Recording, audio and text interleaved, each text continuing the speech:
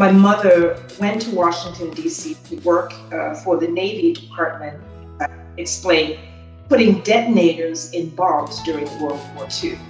She was fresh out of high school and told me a story about Mary McLeod Bethune coming out to those very rural areas in the country where Black people were in community to encourage African Americans to join the war effort. And that was one of the reasons also to escape poverty, because these people were very, very poor in these areas. They were coal miners and farmers, but during the Depression, which was a very difficult time, particularly for Black people in this country. But anyway, off she goes to Washington, D.C., and then she ends up coming to New York after the war is over. She went to beauty school and became a hairdresser. Now, I don't know if anybody really understands all of this, but the chemicals that were used during the war were repurposed to be used in industry and domestically. So a lot of the chemicals that were used during wartime for warfare turned into household products, beauty products, cosmetics, these kinds of things. So this is the transition, and historically looking at the way one thing affects another and the way our lives are governed by all of our experiences and how our experiences color the lives of others. My parents met in New York, and they married, and 5 years later, I was born.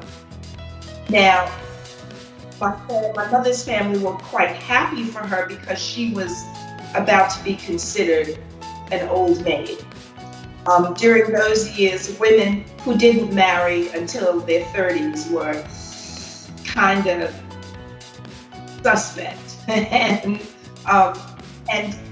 having children after 30 was almost unheard of in those days, unless you already had 5 or 6 kids.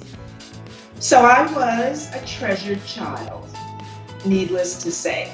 My parents were bright, intelligent. My mother was a business owner. My father was a diesel engine technician. He built diesel engines. So he came from the West Indies with a skill set that was very desirable.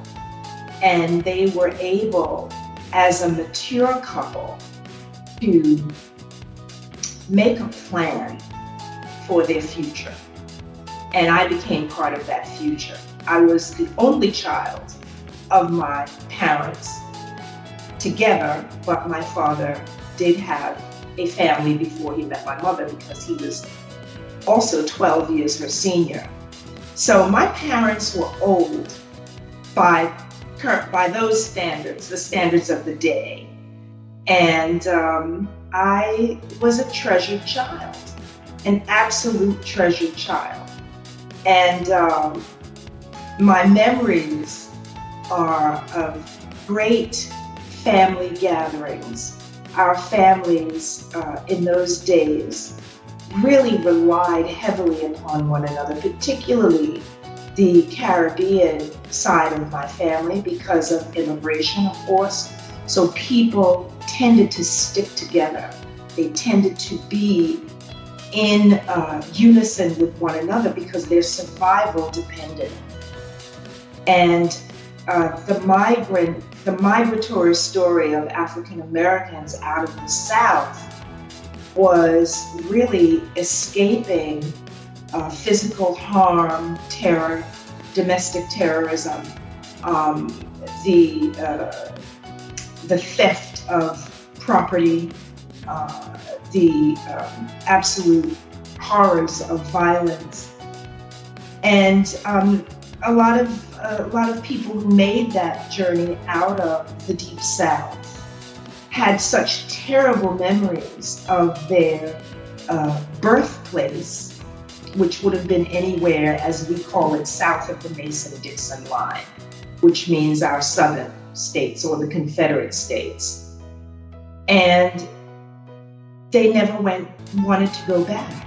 And many of the stories or the heritage of African Americans is lost because of the horrors that so many families experienced, that they didn't want to talk about it. They couldn't talk about it.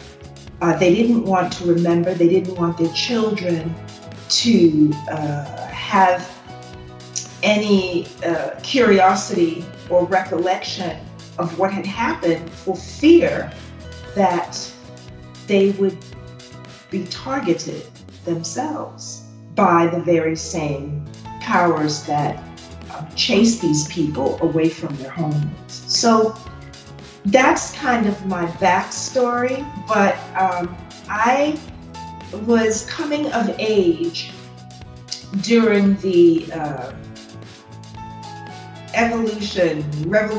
social revolution of bra burning, and hippies and psychedelics and rock music and all these, the Black Panther Party, the transition out of the civil rights movement into the Black Power movement. And it was an incredible time to be alive. It was an incredible time to be alive. We were, all of us, very conscious about what was happening socially and politically, but we were also having a great time being young people.